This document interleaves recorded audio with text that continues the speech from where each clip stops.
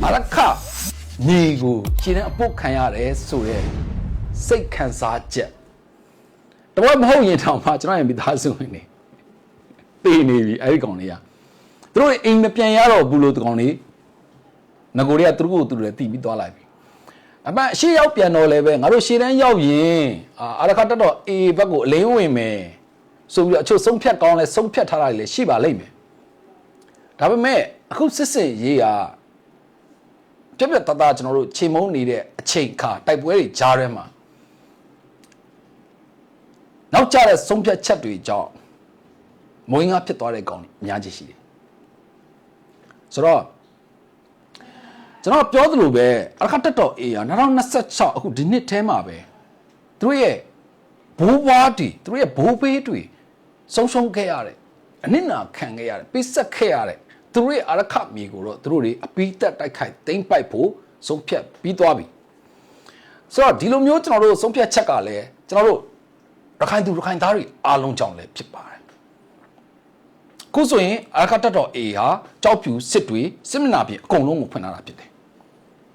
ပြီးတော့ဖြစ်လာနိုင်ရဲ့ကျွန်တော်တို့ဒါဒီစစ်နဲ့ပတ်သက်တဲ့စိုးကျိုးတွေအားလုံးကိုလည်းပဲသူတို့တွေအကုန်လုံးရည်စည်းခံဖို့ကိုပြင်ဆင်ထားပြီးဖြစ်တယ်အရန်ကိုဒုက္ခရောက်တယ်သူတို့ကိုအရင်ချင်းဖြတ်လေးဖြတ်ခဲ့တာရှိတယ်နောက်ဆုံးဖြတ်၅ဘက်မှာထပ်ဖြတ်တာရှိတယ်ဆိုတော့တရုတ်ရဲ့ဖိအားတွေလည်းရှိနေတယ်ဒါပေမဲ့တရုတ်ရဲ့ဖိအားကြောင့်အရကတက်တော့အေးဟာရိမ့်ရိုင်သွားတာလုံးဝမဟုတ်ဘူးနဲ့ပူပြီးတော့အရှိကိုတိုးထွက်လာတာကိုကျွန်တော်တို့သတိပြုရမှာဖြစ်ပါတယ်ဒါဟာကျွန်တော်တို့အားလုံး